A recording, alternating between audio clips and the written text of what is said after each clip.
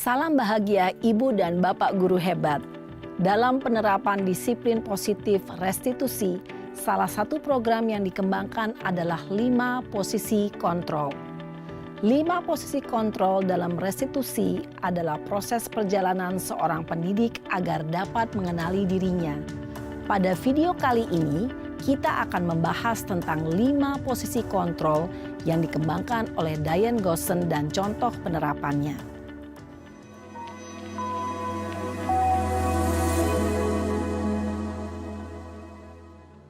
5 posisi kontrol itu adalah 1. Posisi penghukum. 2. Posisi pembuat merasa bersalah. 3. Posisi teman. 4. Posisi pemantau atau monitor. Dan 5. Posisi manajer. Untuk lebih memahami kelima posisi tersebut, mari kita saksikan kasus Naren yang terlambat hadir 20 menit di sekolah dan melihat bagaimana kelima posisi kontrol dalam menghadapi masalah tersebut.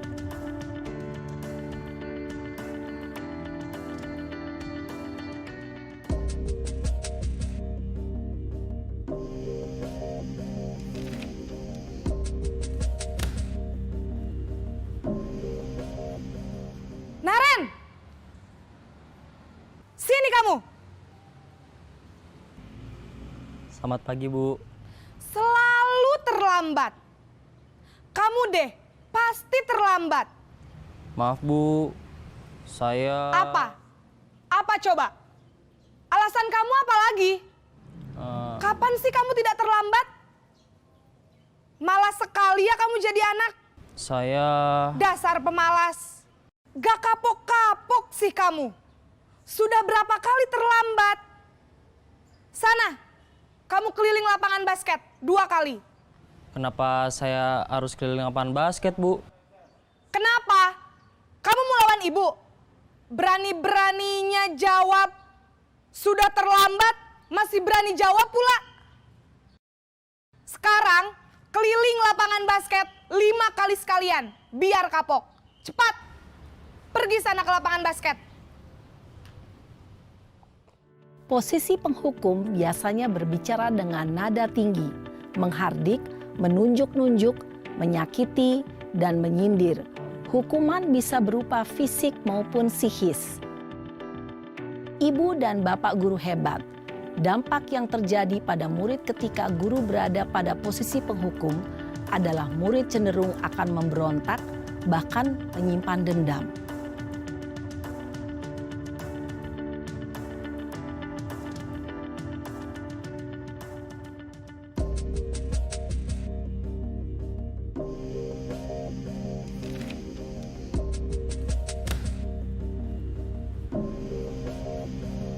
Naren!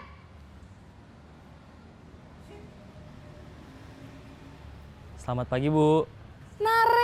Naren. Kamu kenapa terlambat lagi, nak? Ya Tuhan, Naren. Kamu senang ya bikin ibu susah ya? Kalau kamu terlambat lagi, nanti ibu yang ditegur Bapak Kepala Sekolah, nak. Disangka ibu tidak bisa membina kamu. Duh, gimana ini? Maaf, Bu. Duh, Gusti Naren. Kamu suka ya kalau ibu ditegur Bapak Kepala Sekolah? Terus, sekarang ibu harus tulis apa ini di buku absen?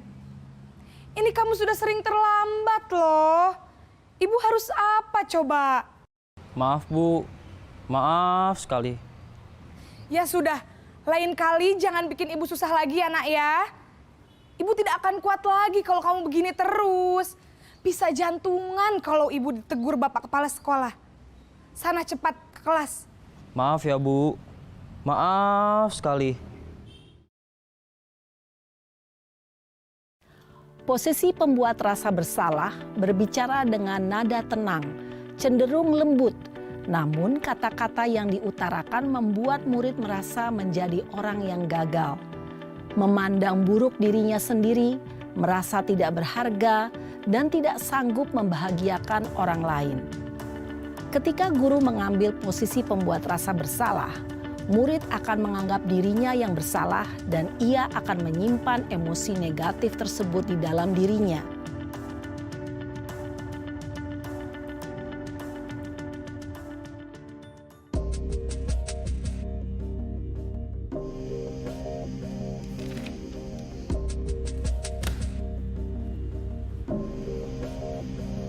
Naren!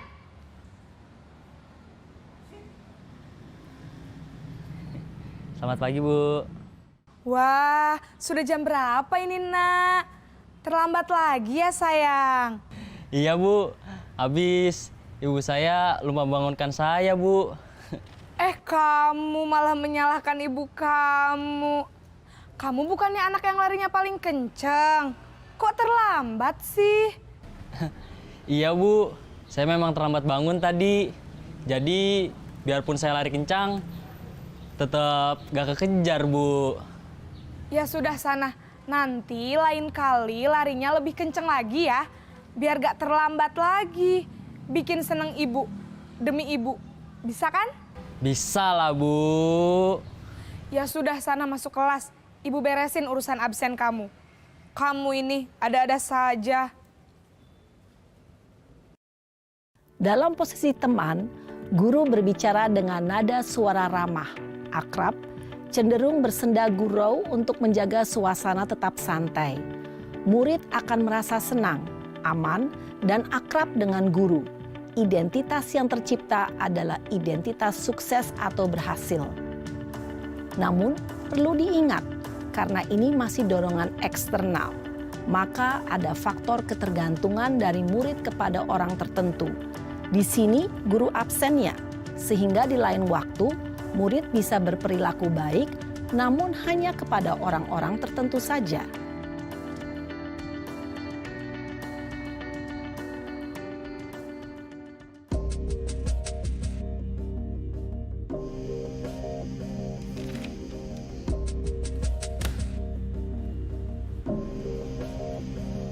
Naren!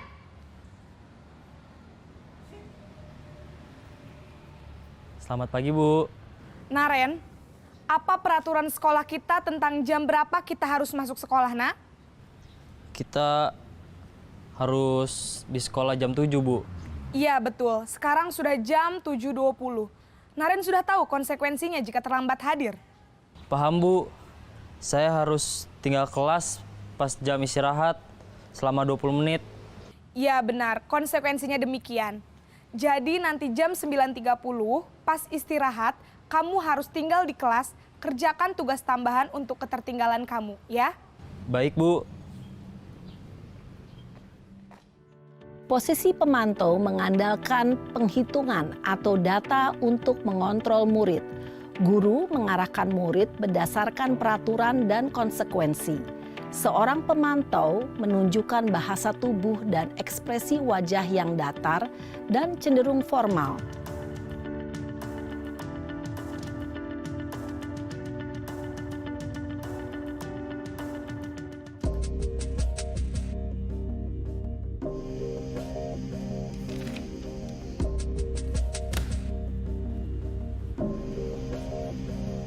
Naren!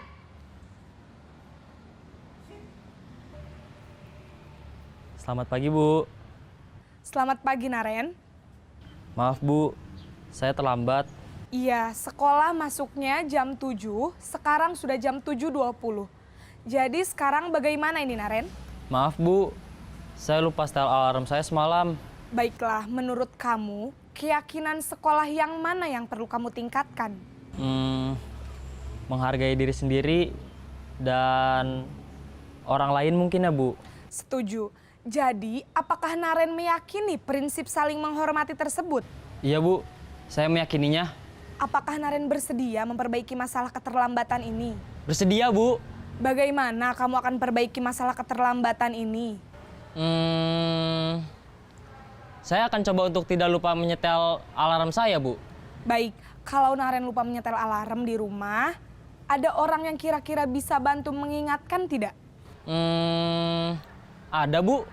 Kakak saya, Kak Ema. Ada lagi selain Kak Ema? Selain Kak Ema, ada ibu saya. Baik, Jadi yang mengingatkan Naren adalah Kak Emma dan ibu kamu ya? Kira-kira akan mulai setel alarm kapan nih Naren? Setelah pulang sekolah, akan segera saya lakukan.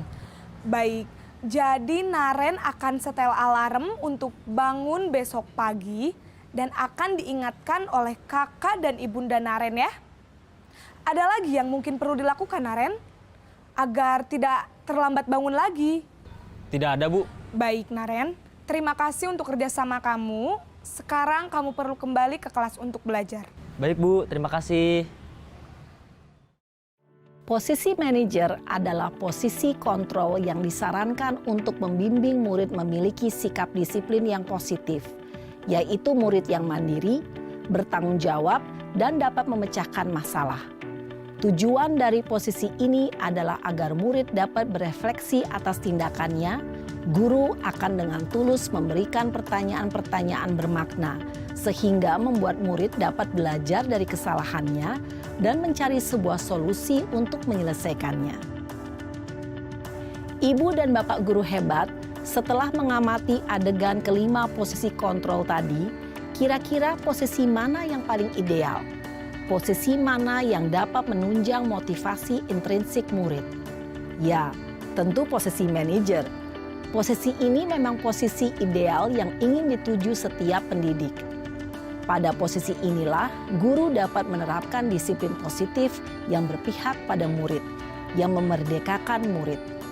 Perjalanan seorang pendidik tentunya tidak mudah untuk sampai pada posisi seorang manajer. Namun, tujuan kita pasti, yaitu menciptakan murid-murid yang mandiri, merdeka, dan bertanggung jawab. Semoga penggambaran 5 posisi kontrol yang telah diperlihatkan ini dapat menjadi ajang refleksi bagi kita semua, agar dapat terus mengasah dan menerapkan disiplin positif yang memerdekakan murid. Mari terus berlatih dan bersemangat. Selamat menerapkan. Salam dan bahagia, Ibu dan Bapak Guru hebat.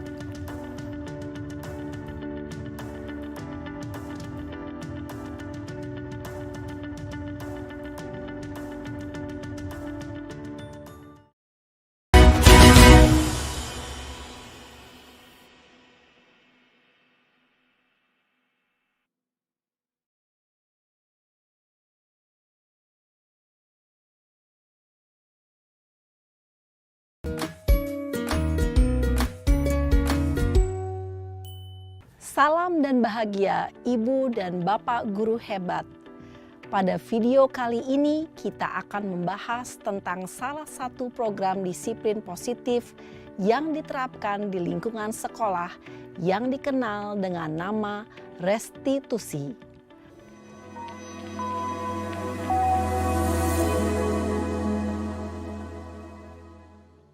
Restitusi dikembangkan oleh pakar pendidikan Diane Gosson, berlandaskan pada teori kontrol Dr. William Glasser.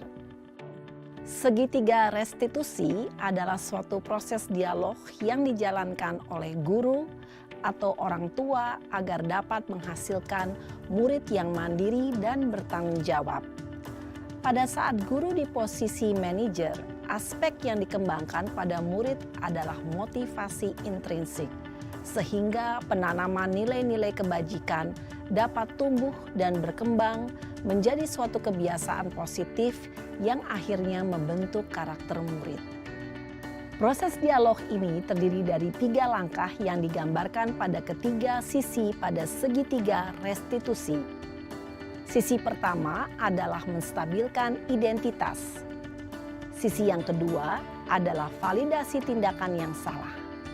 Dan sisi yang ketiga adalah menanyakan keyakinan.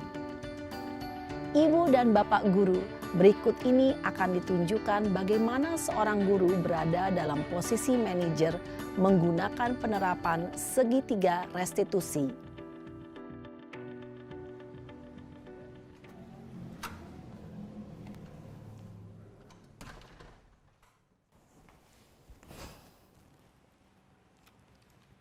Siang, Sarah. Siang, Pak. Sudah lama nggak ketemu Sarah. Kenapa hari ini ada di sini? Kesel, Pak. Kesel banget. Masa aku dikatain tukang fitnah, Pak? Ya aku marah lah. Aku balik ngatain Eka di depan kelas. Kesel banget. Oh, begitu. Ya pasti kamu marah dan kesal. Bapak juga akan marah apabila ada yang menuduh Bapak seperti itu. Kemudian pada saat itu kamu mau melakukan apa? Ya saya langsung ngatain Eka lah Pak. Kesel banget. Saya bentak-bentak dia depan teman-teman lain. Oh begitu. Pasti kamu melakukan seperti itu karena suatu alasan tertentu bukan? Iyalah, masa saya diam saja Pak? Ya saya bela diri lah. Masa saya dituduh tukang fitnah? Ya wajarlah. Mempertahankan harga diri itu sesuatu yang penting buat kamu. Untung kamu tidak bertindak lebih gegabah lagi. Hanya membentak-bentak. Iya Pak. Untung saya masih bersabar dan hanya membentak saja. Sudah gemes padahal. Saya pasti bela diri lah. Ya pasti ya. Tapi kamu memilih untuk tetap bertahan dan bersabar. Kamu memilih untuk tidak berbuat lebih parah lagi bukan? Iya. Nah, sekarang coba kita lihat lagi tindakan kamu yang bentak-bentak Eka di kelas.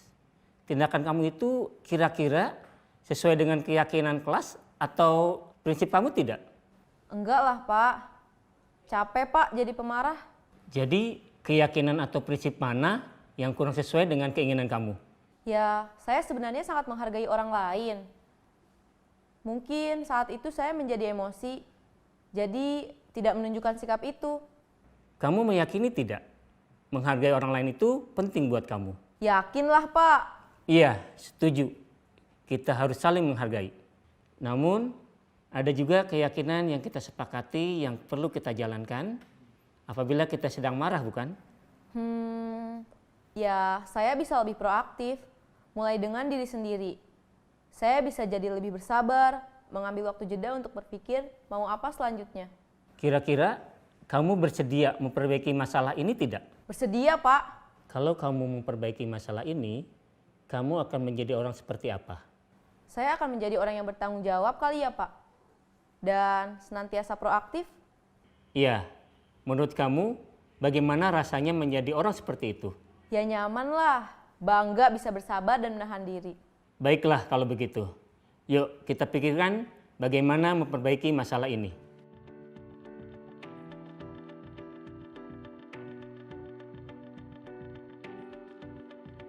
Ibu dan Bapak guru hebat, baru saja kita menyaksikan contoh bagaimana seorang guru berada dalam posisi manajer menggunakan penerapan segitiga restitusi. Mari kita bahas satu persatu. Pada sisi pertama, menstabilkan identitas berdasarkan pada prinsip bahwa membuat kesalahan adalah bagian dari proses pembelajaran. Sisi pertama dari segitiga ini berperan menggeser identitas murid dari identitas gagal ke identitas sukses. Murid yang sedang bertingkah laku yang tidak pantas atau menarik diri saat itu sedang mengalami identitas gagal. Bila kita mengkritiknya, maka posisinya tidak akan berubah. Kita bisa mengajukan pernyataan-pernyataan ini. 1. Membuat kesalahan sesuatu yang wajar. 2. Manusia tidak ada yang sempurna. 3. Kita bisa memperbaiki masalah ini. 4. Saya tidak menanyakan kesalahannya. Saya lebih fokus bagaimana memperbaiki masalah ini. 5. Apakah saat ini kamu tengah menjadi orang yang baik untuk dirimu sendiri? Pada sisi kedua, validasi tindakan yang salah berlandaskan pada prinsip bahwa setiap perilaku berupaya memenuhi suatu kebutuhan tertentu. Guru yang telah memahami teori kontrol akan bergeser dari pemikiran stimulus respon menjadi proaktif dan mencoba untuk mengenali tujuan dari perilaku murid. Mengenali dan mengakui kebutuhan murid ini dapat memperbaiki hubungan dengan murid tersebut. Pernyataan atau pertanyaan bisa disampaikan dengan nada suara tidak menghakimi atau memojokkan, sehingga dapat mengembalikan murid pada posisi positif. 1. Kamu bisa saja bertindak lebih gegabah lagi dari ini. 2. kamu bukan melakukannya tanpa suatu alasan tertentu. 3. Kamu melakukannya karena mempertahankan sesuatu yang penting bagimu. 4. Mungkin kamu bisa mempelajari suatu perilaku baru yang lebih efektif. Bersediakah kamu mempelajarinya? Selanjutnya, kita akan simak sisi terakhir, yaitu menanyakan keyakinan. Teori kontrol menyatakan bahwa pada dasarnya kita termotivasi secara intrinsik. Pada saat perilaku yang salah telah divalidasi dan identitas sukses telah stabil, maka murid telah siap mengaitkan keyakinan-keyakinannya dengan tindakannya yang salah dan pemikirannya telah bergeser ingin menjadi orang yang dituju. Pertanyaan-pertanyaan ini dapat mengaitkan keyakinan-keyakinan yang dianut murid. 1.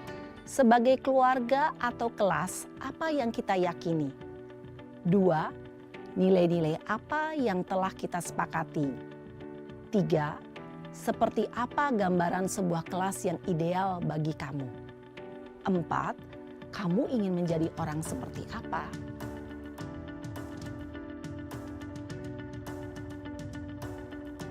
Dalam menerapkan segitiga restitusi, perlu diperhatikan beberapa hal, yaitu 1. Perilaku yang salah perlu dikaitkan dengan nilai-nilai atau keyakinan-keyakinan yang telah disepakati atau dituju. 2. Kesediaan orang yang melakukan kesalahan untuk memperbaiki masalah. 3. Pemecahan masalah sebisa mungkin relevan atau memiliki hubungan dengan masalah yang ada. 4. Usaha. Perlu adanya suatu usaha perbaikan dari pihak yang berbuat kesalahan. 5. Waktu. Perlu didedikasikan waktu dari pihak yang berbuat kesalahan. Tanyakan kapan akan mulai diberlakukan usaha untuk memperbaiki masalah.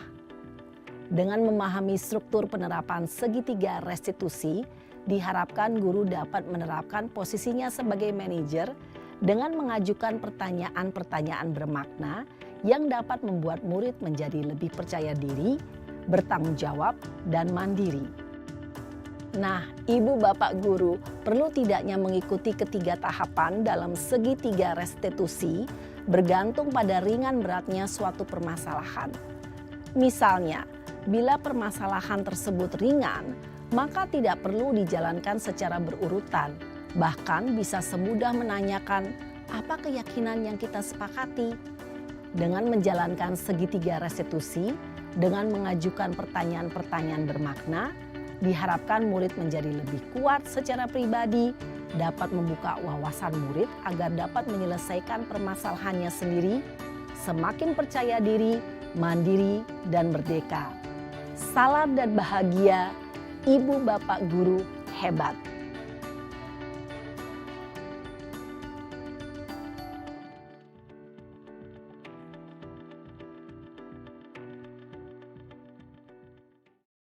Baik, Assalamualaikum warahmatullahi wabarakatuh.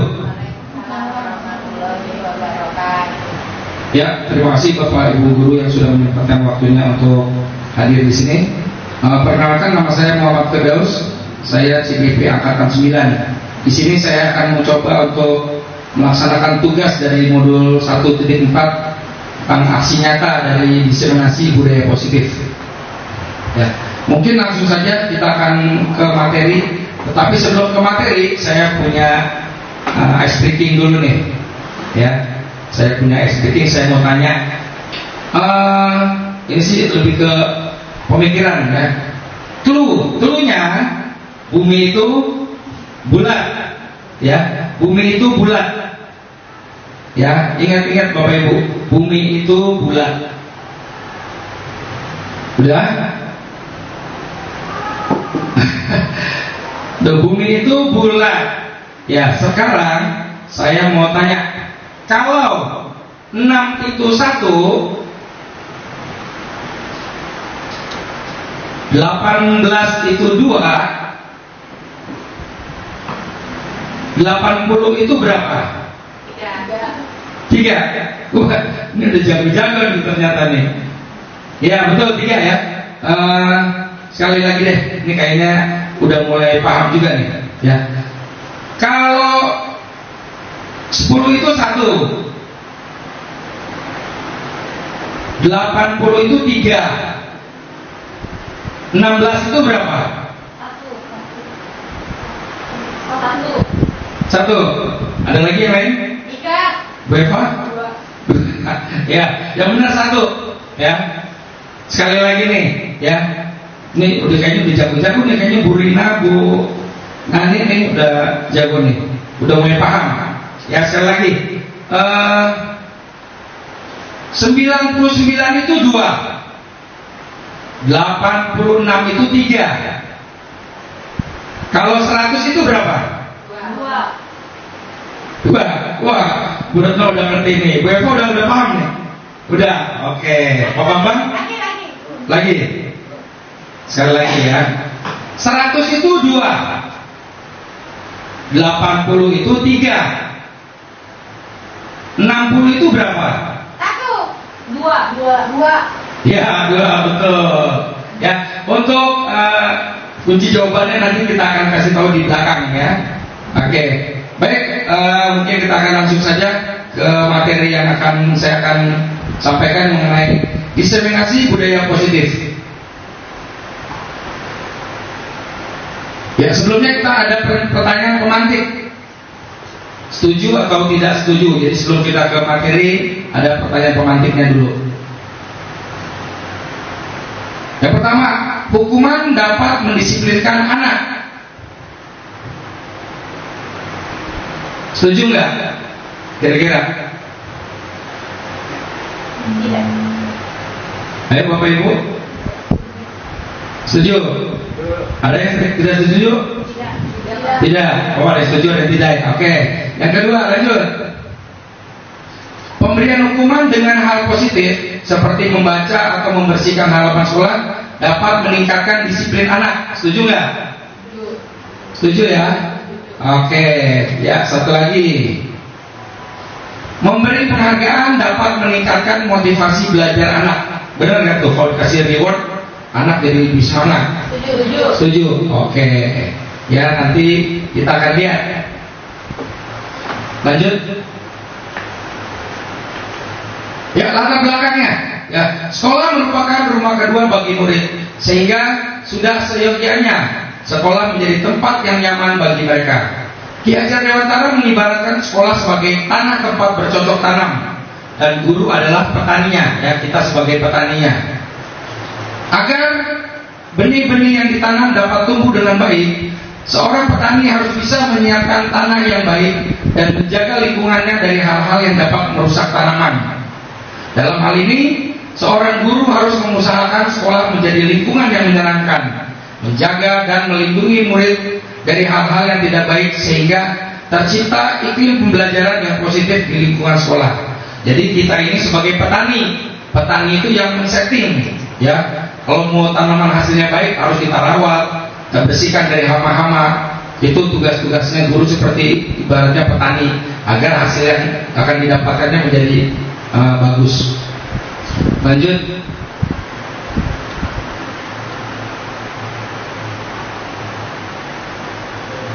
Pengertian budaya positif. Budaya positif adalah nilai-nilai, keyakinan-keyakinan dan kebiasaan-kebiasaan di sekolah yang berpihak pada murid, agar murid dapat berkembang menjadi pribadi yang kritis, penuh hormat dan bertanggung jawab. Ya, jadi ini nilai-nilai positif itu biasanya harus kita berikan kepada murid, ya, biar berpihak kepada murid agar mereka bisa kritis, bisa mengetahui rasa hormat dan bisa bertanggung jawab baik kepada dirinya masing-masing ataupun terhadap tanggung jawab di sekolah. Ya, budaya positif adalah kebiasaan yang bernilai positif. Di dalamnya mengandung sejumlah kegiatan yang mampu menumbuhkan karakter positif murid. Ya, jadi budaya positif itu pembiasaan-pembiasaan yang dilakukan oleh murid agar mereka bisa menumbuhkan karakter positif ya pada murid itu sendiri. Menurut Ki Hajar Dewantara, guru adalah pamong. Artinya guru itu menjaga, memberi tauladan, membina dan mendidik anak dengan penuh kasih sayang. Tugas guru adalah menuntun dengan segala kodrat yang ada pada anak agar mereka mencapai kebahagiaan dan keselamatan setinggi-tingginya, baik sebagai manusia maupun sebagai anggota masyarakat berdasarkan kodrat alam dan kodrat zaman. Budaya positif dalam mendidik anak adalah pendekatan yang mengutamakan penguatan positif, pengembangan diri, dan pembentukan karakter baik pada anak-anak.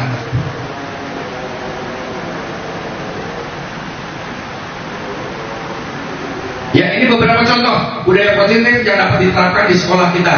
Ya, yang pertama memberikan pujian. Ini termasuknya reward, ya, memberikan pujian, penghargaan, dan pengakuan ketika anak mencapai sesuatu yang baik. Ini termasuk ya reward.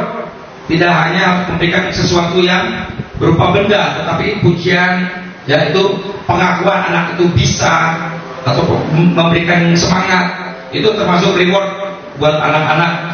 Ya, itu merupakan contoh budaya positif.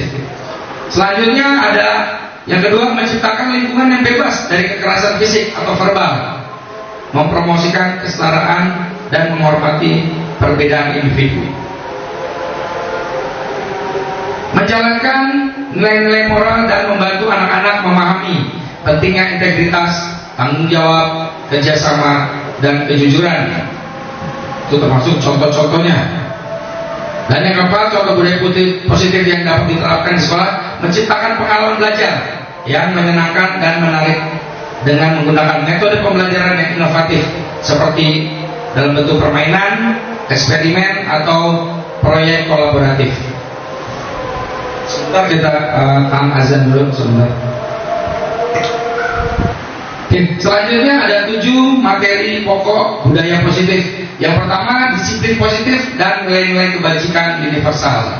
Yang kedua, teori motivasi, hukuman dan penghargaan, serta restitusi. Yang ketiga, keyakinan kelas. Yang keempat, kebutuhan dasar manusia dan dunia berkualitas. Yang kelima, ada 5 posisi kontrol. Dan yang keenam, ada segitiga restitusi. Next. Yang pertama, disiplin positif dan nilai-nilai kebajikan universal. Apa sih disiplin positif itu? Disiplin positif adalah pendekatan yang menekankan pada pengajaran dan pembelajaran melalui pengembangan keterampilan sosial, tanggung jawab, dan kemampuan berpikir kritis.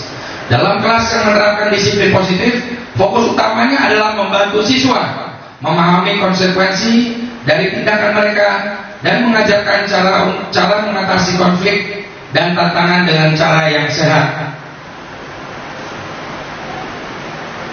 Lanjut.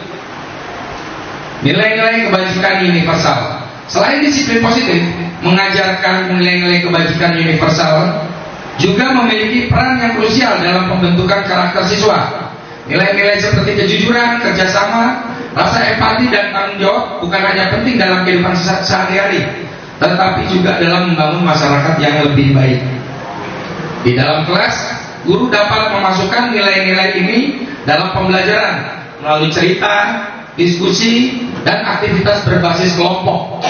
Ini membantu siswa untuk memahami makna nilai-nilai tersebut dalam konteks yang relevan. Nilai-nilai itu juga diharapkan menginternalisasi mereka sebagai bagian dari perilaku sehari-hari. Yang kedua, teori motivasi, hukuman dan penghargaan, serta restitusi.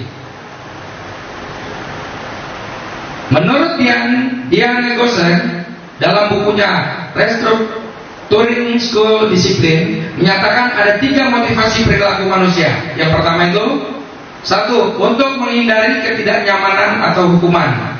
Yang kedua, untuk mendapatkan imbalan atau penghargaan dari orang lain. Dan yang ketiga, untuk menjadi orang yang mereka inginkan dan menghargai diri sendiri dengan nilai-nilai yang mereka percaya. Hukuman, penghargaan, dan restitusi. Hukuman bersifat satu arah, ya, bersifat satu arah dari pihak guru yang memberikan hukuman dan murid yang menerima suatu hukuman tanpa melalui kesepakatan atau pengarahan dari pihak guru, baik sebelum atau sesudahnya. Hukuman yang diberikan bisa berupa fisik atau psikis. Murid atau anak-anak disakiti oleh suatu perbuatan atau melalui kata-kata. Umumnya bentuk-bentuk konsekuensi dibuat oleh pihak guru dan murid sudah mengetahui sebelumnya konsekuensi yang akan diterima bila ada pelanggaran. Ya, kalau restitusi adalah proses menciptakan kondisi bagi murid untuk memperbaiki kesalahan mereka sehingga mereka bisa kembali pada kelompok mereka dengan karakter yang lebih kuat. Lanjut. Keyakinan kelas yang ketiga. Ya, ada beberapa keyakinan kelas. Biasanya ini disepakati di kelas. Ya, jadi antara guru dengan siswa disepakati. Yang pertama, keyakinan kelas bersifat lebih abstrak daripada aturan yang lebih rinci dan konkret. Keyakinan kelas berupa pernyataan universal. Pernyataan keyakinan kelas senantiasa dibuat dalam bentuk positif. Keyakinan kelas hendaknya tidak terlalu banyak sehingga mudah diingat dan dipahami oleh seluruh warga kelas. Keyakinan kelas sebaiknya sesuatu yang dapat diterapkan di lingkungan tersebut. Semua warga kelas hendaknya ikut berkontribusi dalam pembuatan keyakinan kelas lewat kegiatan curah pendapat. Dan yang terakhir, bersedia meninjau kembali keyakinan kelas dari waktu ke waktu. Jadi kita di sini membuat kesepakatan antara guru dengan siswa bagaimana membuat keyakinan kelas untuk kita taati bersama. Dan apabila kita melanggar, bagaimana cara memperbaiki kesalahan itu. Semuanya ada di keyakinan kelas yang harus ditaati oleh seluruh siswa yang ada di kelas. Lanjut. Yang keempat, kebutuhan dasar manusia dan dunia berkualitas. Di sini ada 5 kebutuhan dasarnya. Yang pertama, kebutuhan bertahan hidup. Yang kedua, kasih sayang dan rasa diterima. Yang ketiga, penguasaan atau kebutuhan pengakuan. Yang keempat, kebebasan atau kebutuhan akan pilihan. Dan yang terakhir, kesenangan atau kebutuhan untuk rasa senang. Ya, jadi kebutuhan-kebutuhan ini sangat diperlukan oleh manusia. 5 kebutuhan pokok ini. Lanjut. Dan ada 5 posisi kontrol yang harus kita ketahui sebagai seorang guru.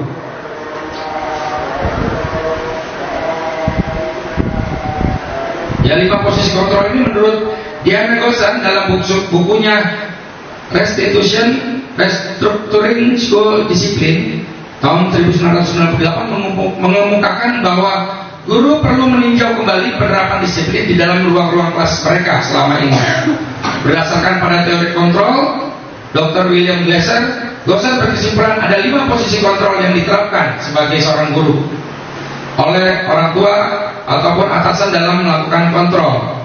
Kelima posisi kontrol tersebut adalah penghukum, pembuat rasa bersalah, teman, pemantau, dan seorang manajer. Lanjut. Ya, di sini ada video nanti yang akan kita tonton. Ada 5 posisi kontrol yang harus guru ketahui dan harus bisa guru lakukan. Ya, ada di posisi mana kita selama ini? Nanti kita bisa lihat dari video ini. Ya.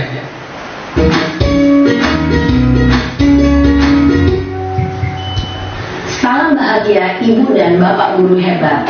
Dalam penerapan disiplin positif restitusi, salah satu program yang dikembangkan adalah 5 posisi kontrol.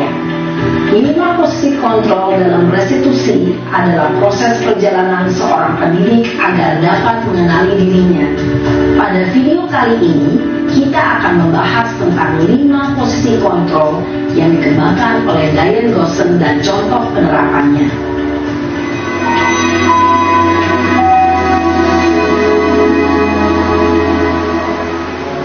Lima posisi kontrol itu adalah 1. Posisi penghukum. 2. Posisi pembuat merasa bersalah. 3. Posisi teman. 4. Posisi pemantau atau monitor. Dan 5. Posisi manajer.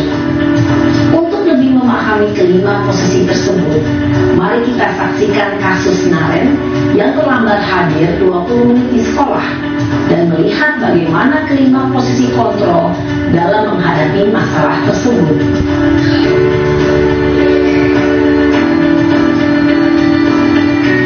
ambil posisi yang pertama ya, sebagai penghukum, guru sebagai penghukum.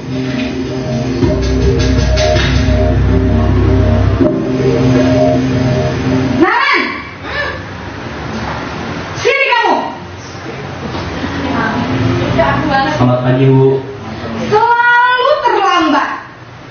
Kamu deh, pasti terlambat. Maaf, Bu. Saya Apa? Apa coba? Alasan kamu apa lagi? Kapan sih kamu tidak terlambat? Malas sekali ya kamu jadi anak. saya Dasar pemalas. Gak kapok-kapok sih kamu. Sudah berapa kali terlambat? Sana, kamu keliling lapangan basket 2 kali. kenapa saya harus ke lapangan basket, Bu? Kenapa? Kamu melawan ibu? Berani-beraninya jawab. Sudah terlambat, masih berani jawab pula. Sekarang, keliling lapangan basket 5 kali sekalian. Biar kapok. Cepat. Pergi sana ke lapangan basket. Posisi Ya, yang tadi kalian lihat itu, ya, Bapak Ibu guru lihat tadi adalah posisi penghukum, di mana murid yang telat, gurunya memberikan hukuman. Hukumannya lari keliling lapangan basket. Ya, itu mungkin ada salah satu atau 2 orang guru yang pernah begitu. Nah, mulai sekarang kita harus bisa rubah nantinya, ya, seperti apa. Nah, lanjut coba. Yang kedua, pembuat rasa bersalah, ya. Ini bisa kita lihat.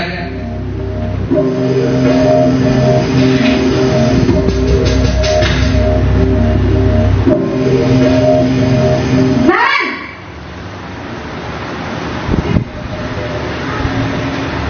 Selamat pagi, Bu. Naren. Kamu kenapa terlambat lagi, nak? Ya Tuhan, Naren. Kamu senang ya bikin ibu susah ya? Kalau kamu terlambat lagi, nanti ibu yang ditegur bapak kepala sekolah, nak. Disangka ibu tidak bisa membina kamu. Duh, gimana ini?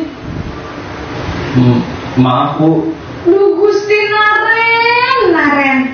Kamu suka ya kalau ibu ditegur bapak kepala sekolah? Terus, sekarang ibu harus tulis apa ini di buku absen? Ini kamu sudah sering terlambat loh. Ibu harus apa coba? Maaf, Bu. Maaf sekali. Ya sudah, lain kali jangan bikin ibu susah lagi ya nak ya.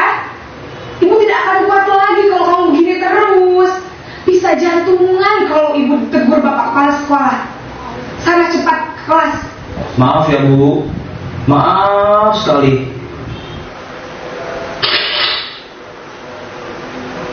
Ya, yang tadi dilihat itu pembuat rasa bersalah. Jadi gurunya bilang ke muridnya jangan sampai berbuat salah lagi. Kalau enggak dia diomelin sama kepala sekolah.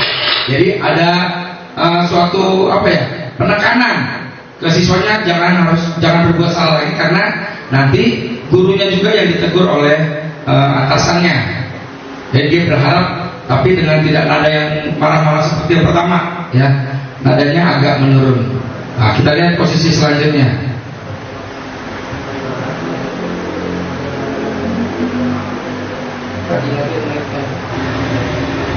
Selamat pagi, Bu. Naren. Posisi pembuat rasa bersalah berbicara dengan nada tenang, cenderung lembut. Namun kata-kata yang diutarakan membuat murid merasa menjadi orang yang gagal, memandang buruk dirinya sendiri, merasa tidak berharga, dan tidak sanggup membahagiakan orang lain. Ketika guru mengambil posisi pembuat rasa bersalah, murid akan menganggap dirinya yang bersalah dan ia akan menyimpan emosi negatif tersebut di dalam dirinya.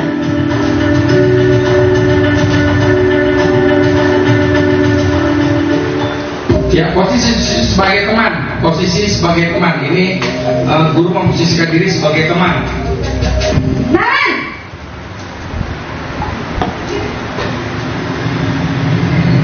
Selamat pagi, Bu.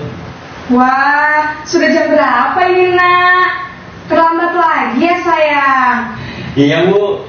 Habis ibu saya lupa bangunkan saya, Bu. Kamu malah menyalahkan ibu kamu. Kamu bukannya anak yang larinya paling kencang.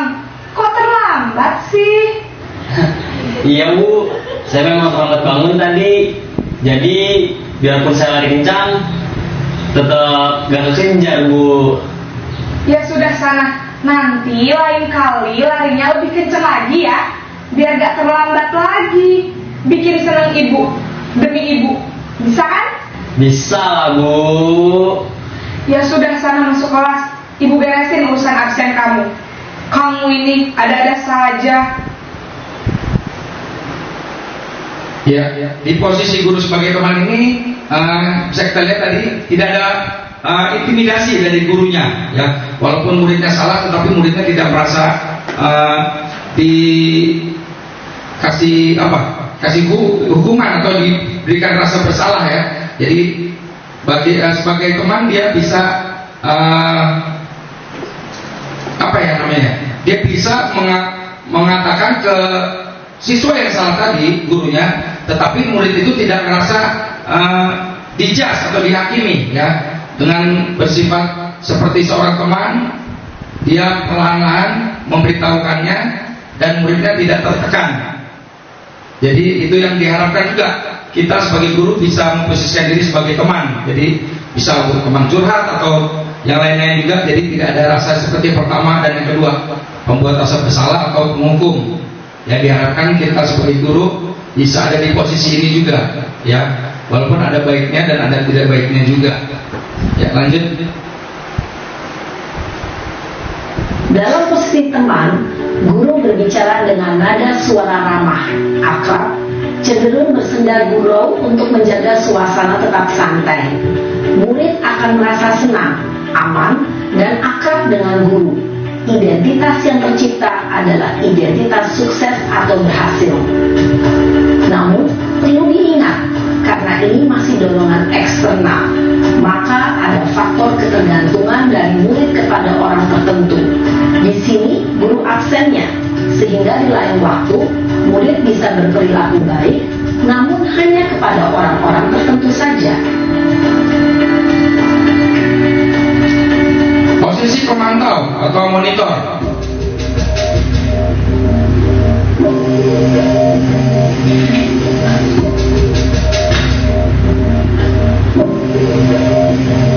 Naren!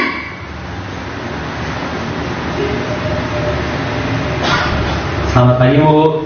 Naren, apa peraturan sekolah kita tentang jam berapa kita harus masuk sekolah, nak?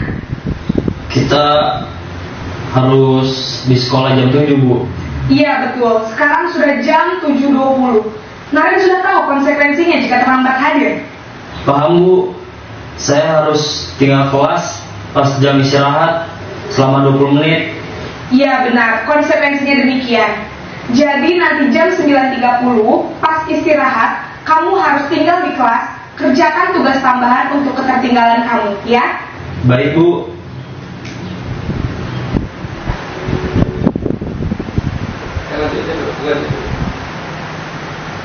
Posisi pemantau mengandalkan penghitungan atau data untuk mengontrol murid. Guru mengarahkan murid berdasarkan peraturan dan konsekuensi. Seorang pemantau menunjukkan bahasa tubuh dan ekspresi wajah yang datar dan cenderung formal.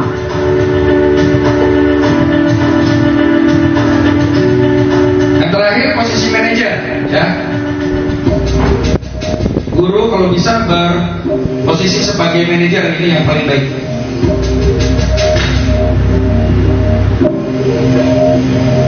Naren!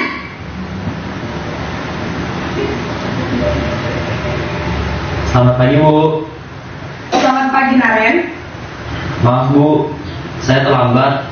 Iya, sekolah masuknya jam 7, sekarang sudah jam 7.20.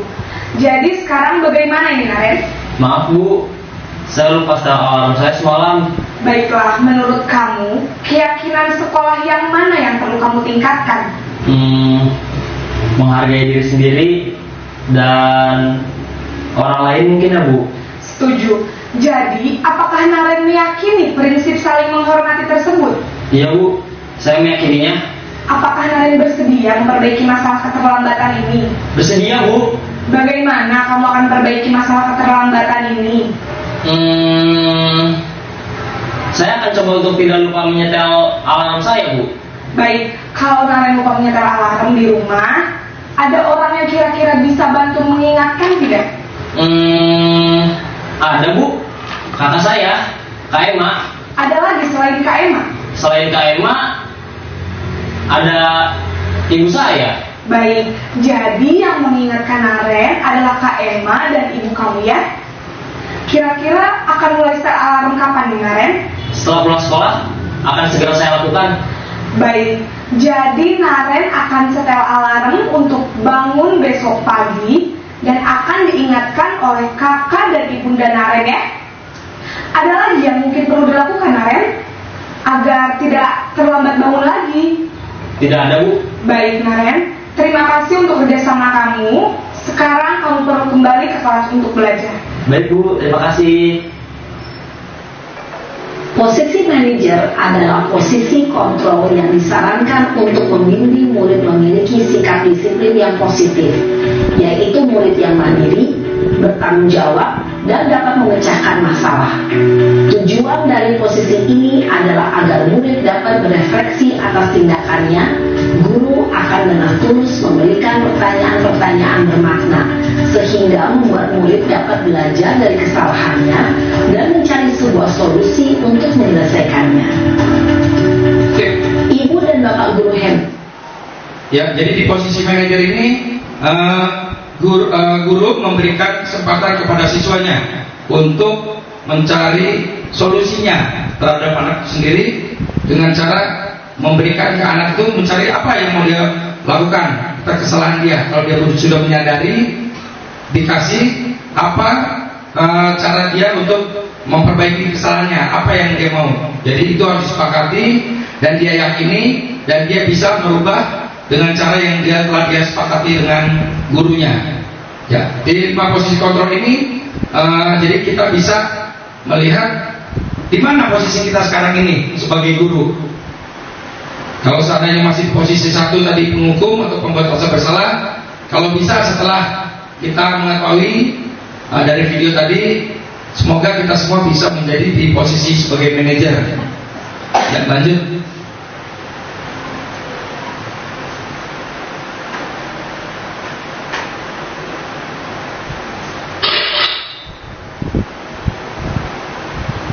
Yang keenam, segitiga restitusi.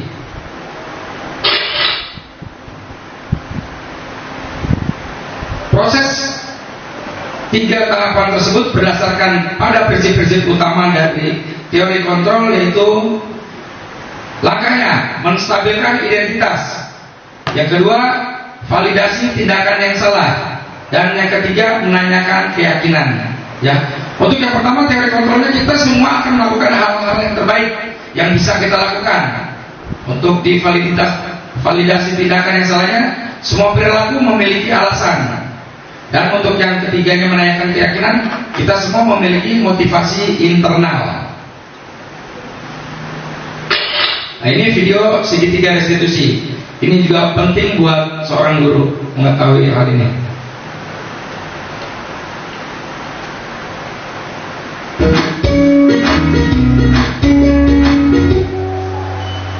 Salam dan bahagia Ibu dan Bapak Guru hebat.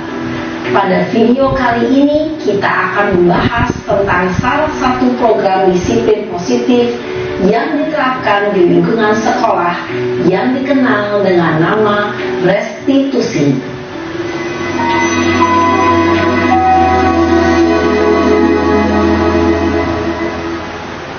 Restitusi dikembangkan oleh pakar pendidikan Diane Gosson, berlandaskan pada teori kontrol Dr. William Glasser. Segitiga restitusi adalah suatu proses dialog yang dijalankan oleh guru atau orang tua agar dapat menghasilkan murid yang mandiri dan bertanggung jawab.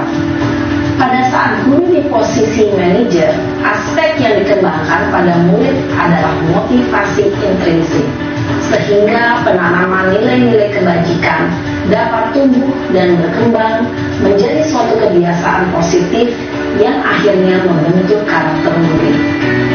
Proses dialog ini terdiri dari 3 langkah yang digambarkan pada ketiga sisi pada segitiga restitusi. Sisi pertama adalah menstabilkan identitas. Sisi yang kedua adalah validasi tindakan yang salah. Dan sisi yang ketiga adalah menanyakan keyakinan. Ibu dan Bapak guru, berikut ini akan ditunjukkan bagaimana seorang guru berada dalam posisi manajer menggunakan penerapan segitiga restitusi.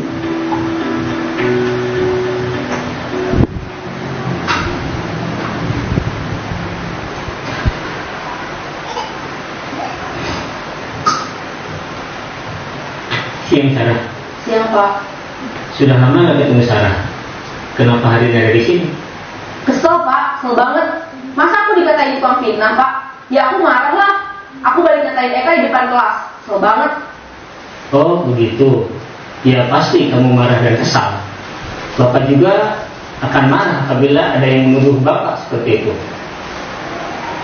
Kemudian pada saat itu kamu mau melakukan apa? Ya saya langsung ngatain Eka lah Pak. Kesel banget. Saya bentak-bentak dia di depan teman-teman lain. Oh begitu. Pasti kamu melakukan seperti itu karena suatu alasan tertentu kan? Iyalah, masa saya diam saja Pak? Ya saya bela diri lah. Masa saya dituduh tukang fitnah? Ya wajar lah. Mempertahankan harga diri itu sesuatu yang penting buat kamu.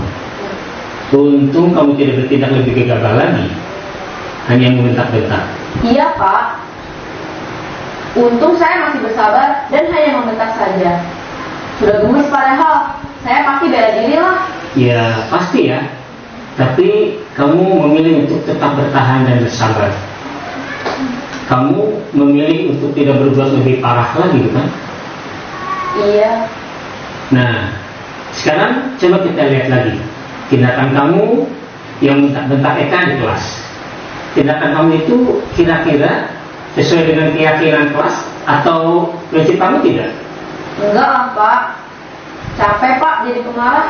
Jadi keyakinan atau prinsip mana yang kurang sesuai dengan keinginan kamu? Ya, saya sebenarnya sangat menghargai orang lain. Mungkin saat itu saya menjadi emosi, jadi tidak menunjukkan sikap itu. Kamu meyakini tidak? Menghargai orang lain itu penting buat kamu. Yakinlah Pak. Iya, setuju. Kita harus saling menghargai. Namun, ada juga keyakinan yang kita sepakati yang perlu kita jalankan apabila kita sedang marah, bukan? Ya, saya bisa lebih proaktif, mulai dengan diri sendiri. Saya bisa jadi lebih bersabar, mengambil waktu jeda untuk berpikir mau apa selanjutnya. Kira-kira kamu bersedia memperbaiki masalah ini tidak? Bersedia Pak. Kalau kamu memperbaiki masalah ini, kamu akan menjadi orang seperti apa? Saya akan menjadi orang yang bertanggung jawab kali ya Pak. Dan senantiasa proaktif. Iya, menurut kamu bagaimana rasanya menjadi orang seperti itu? Ya nyaman lah, bangga bisa bersabar dan menahan diri. Baiklah kalau begitu. Yuk kita pikirkan bagaimana memperbaiki masalah ini.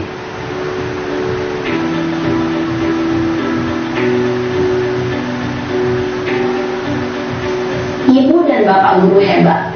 Baru saja kita menyaksikan contoh bagaimana seorang guru berada dalam posisi manajer menggunakan penerapan segitiga restitusi.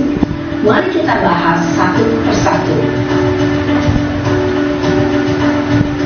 Pada sisi pertama, menstabilkan identitas berdasarkan pada prinsip bahwa membuat kesalahan adalah bagian dari proses pembelajaran. Sisi pertama dari segitiga ini berperan menggeser identitas murid dari identitas gagal ke identitas sukses. Murid yang sedang bertingkah laku yang tidak pantas atau menarik diri saat itu sedang mengalami identitas gagal. Bila kita mengkritiknya, maka posisinya tidak akan berubah. Kita bisa mengajukan pernyataan-pernyataan ini. 1. Membuat kesalahan sesuatu yang wajar. 2. Manusia tidak ada yang sempurna. 3. Kita bisa memperbaiki masalah ini. 4. Saya tidak menanyakan kesalahannya. Saya lebih fokus bagaimana memperbaiki masalah ini. 5. Apakah saat ini kamu tengah menjadi orang yang baik untuk dirimu sendiri? Ya, di sini diharapkan ya untuk guru yang sebagai ini posisi paling bagus ya, posisi sebagai manajer, kita harus bisa menerapkan ada 3 sisi. Yang pertama, menstabilkan identitas. Seperti yang dijelaskan tadi ya, di sini kita juga nggak boleh murid itu dikasih rasa apa ya namanya ya, rasa bersalahnya itu nggak boleh terlalu besar ke murid ya. Ini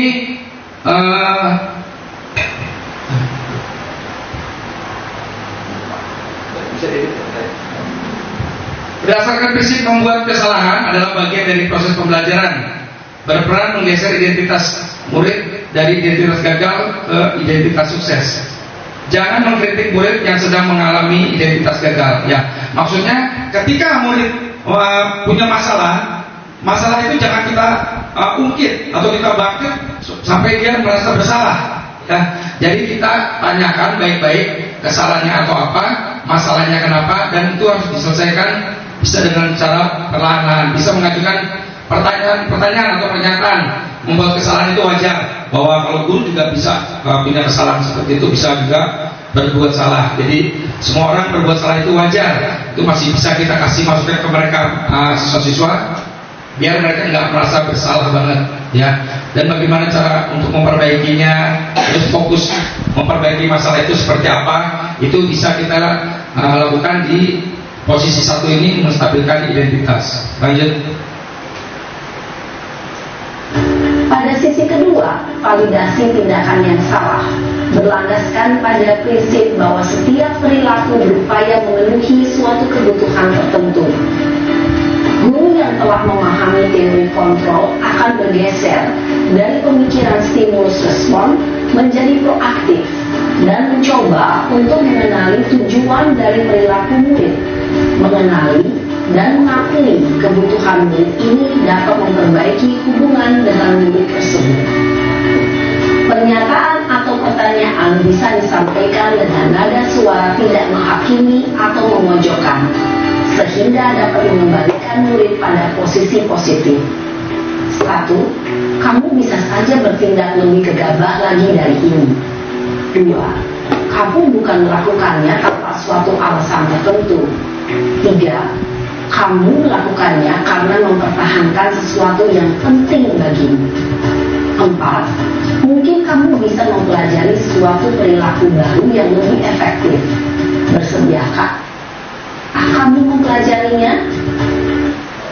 Ya, di sini validasi tindakan yang salah. Jadi murid itu kita harus berikan pemahaman bahwa berdasarkan prinsip setiap perilaku berupaya memenuhi suatu kebutuhan tertentu. Guru akan bergeser dari pemikiran stimulus respon menjadi proaktif, mengenali dan mengakui kebutuhan murid ini dapat memperbaiki hubungan dengan murid. Pernyataan disampaikan dengan nada suara tidak menghakimi. Nah, ini penting ya, bagaimana cara-caranya untuk memvalidasi tindakan yang salah. Jadi dengan kita menanyakan, lalu biar tidak menghakimi juga kita bisa tanya pelan-pelan, tidak gegabah ya. Dan itu juga bisa kita tanyakan kepada siswanya, bagaimana kalau seandainya kita mau memperbaiki itu ya. Kita tahu tindakan itu salah, tetapi tidak sepenuhnya temannya juga salah. Kitanya juga yang marah itu, seperti yang di video tadi, dia marah juga, dan itu sebenarnya tindakan yang tidak diperbolehkan juga, tindakan yang salah gitu. Jadi kita harus tanyakan, menurut kamu tindakan kamu benar nggak? Benar juga apa enggak gitu ya. Bahwa ini kita harus bisa mempelajari suatu perilaku yang baru yang lebih efektif ya. Bagaimana kita bisa memperbaikinya. Lanjut. Selanjutnya, kita akan simak sisi terakhir, yaitu menanyakan keyakinan. Teori kontrol menyatakan bahwa pada dasarnya kita termotivasi secara intrinsik. Pada saat perilaku yang salah telah divalidasi dan identitas sukses telah stabil, maka murid telah siap menaikkan keyakinan-keyakinannya dengan tindakannya yang salah dan pemikirannya telah bergeser ingin menjadi orang yang jujur. Pertanyaan-pertanyaan ini dapat mengaitkan keyakinan-keyakinan yang amit murid. 1. Sebagai keluarga atau kelas, apa yang kita yakini? 2. Nilai-nilai apa yang telah kita sepakati? 3. Seperti apa gambaran sebuah kelas yang ideal bagi kamu? 4. Kamu ingin menjadi orang seperti apa? Ya, di sini yang terakhir sisi ketiga menanyakan keyakinan. Ya, banyak pertanyaan-pertanyaan yang bisa kita ajukan ke anak-anak supaya mereka bisa mempersiapkan keyakinannya bahwa tindakan yang tadi salah dan yang kamu yakini kamu harus seperti apa, gitu ya. Bisa dari tadi ini kesepakatan kelasnya. Ingat nggak kamu kesepakatan kelas kita apa? Jadi biar dia merefleksi. Oh iya, ternyata kesepakatan kita nggak boleh begini.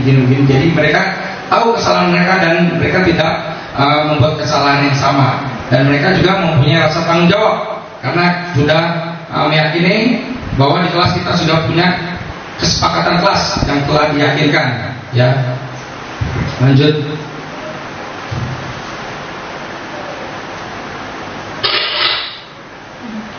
Ya, ini mudah-mudahan yang harus bisa kita rubah mindset kita. Apa saja yang berubah? Perubahan paradigma yang harus dirubah. Yang pertama, guru sebagai pengontrol. Ya, ini udah bukan zamannya lagi kalau guru yang menghakimi muridnya. Ya, guru sebagai pengontrol dirubah menjadi guru sebagai fasilitator, jembatan, penuntun, ya, mengarahkan. Yang sekarang itu ini yang sedang